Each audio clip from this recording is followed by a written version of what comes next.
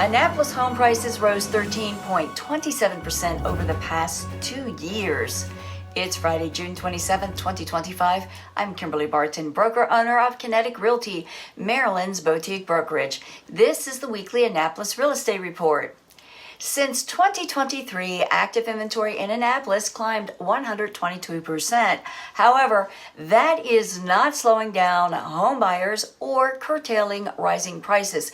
In fact, we are still seeing most homes go under contract quickly, with this week's 12 days being under the 20 average days on the market last June. Active inventory rose 6.5% this week to 245 homes for sale.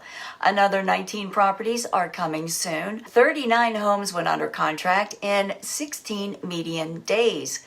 33 homes sold for 100% list to sold ratio, and in 12 days, this report at a median $652,755. There are 31 homes for lease at $3,500 median dollars per month. That's your wrap for this week's Annapolis Real Estate Report for Friday, June 27th, 2025. Thanks so much for tuning in. Enjoy your weekend. Stay safe.